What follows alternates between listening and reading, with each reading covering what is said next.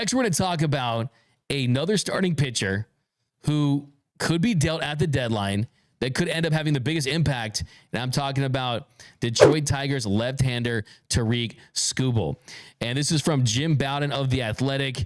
He wrote about executives and some of their takes and opinions and feelings towards the upcoming trade deadline. And he had this to say about Tarik Skubal.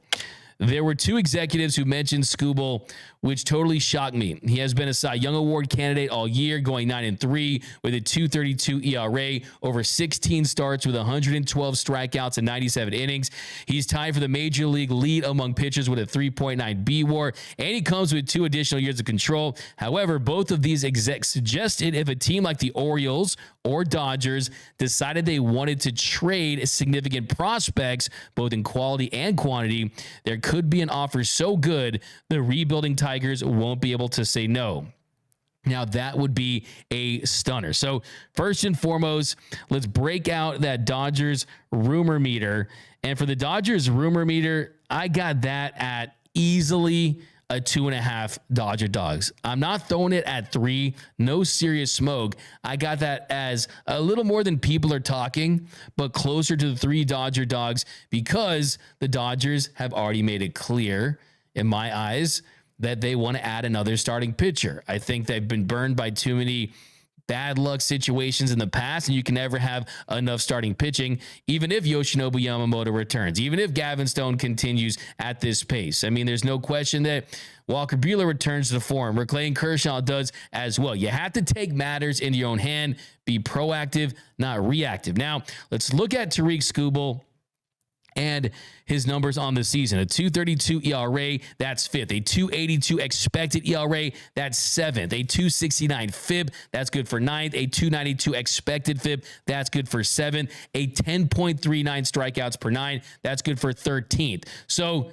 across the board, all the metrics, they'll tell you that Tarik Skubal is a top 10 pitcher in all of Major League Baseball. He's under 2 more years of team control after this season. So that's in line with Garrett Crochet, who also has 2 more years. So the big difference between Crochet and Skubal and Flaherty is Skubal and Crochet, they have 2 years of team control left, whereas Flaherty would be a rental for the remainder of this season. Now, I think the difference between Crochet and Skubal is Crochet is dominant.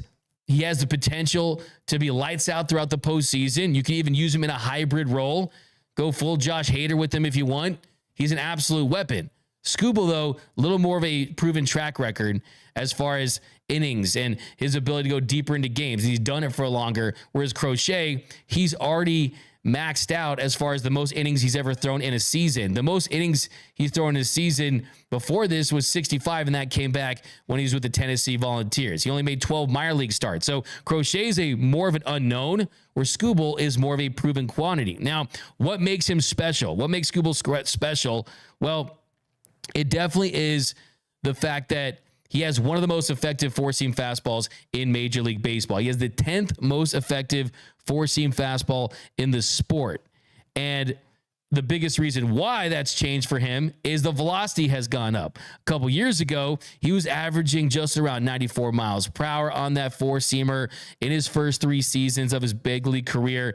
That average has continued to go up, and that is something that is very attractive for the Dodgers. They wanted Tyler Glasnow because he was a fireballer. Well, if you look at Skubal, he's averaging 96.7 miles per hour on that four-seam fastball. Opponents are hitting 178 off of it. He throws it 32.3% of the time. A couple years ago, he was averaging 94. So you're talking about a big increase in fastball velocity.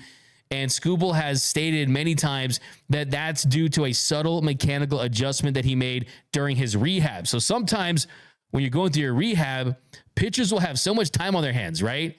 You have rehab, you're going, you're playing PS5 with your friends, you're chilling all day, and then you're saying, you know what, let's review the tape. Let's look at some stuff. Let's review footage. That's how you can make some mechanical adjustments. And Skubal did just that. He made some mechanical adjustments, and that took a four-seam fastball that was 9 runs below average in 2021 and 2022 to 10 above average. So that 4-seam fastball is 10 above average. That's how good it is.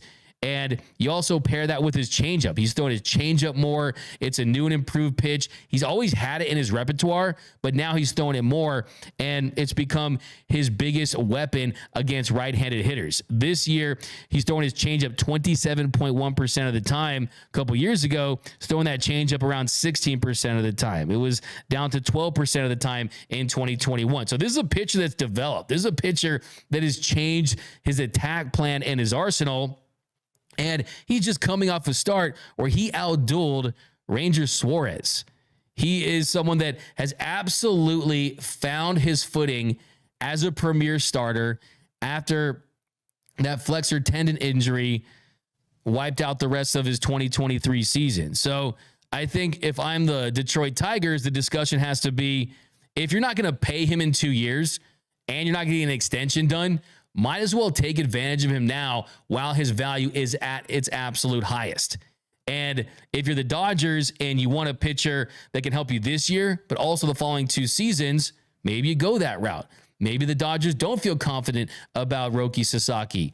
Maybe they fear a Yoshinobu Yamamoto injury. Maybe they fear a Clayton Kershaw retirement, right?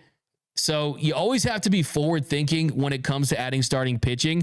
And look, if you're the Tigers fan, I feel bad for you, right? Get those brown bags ready. You'll be wearing them for years when your team is a bottom feeder.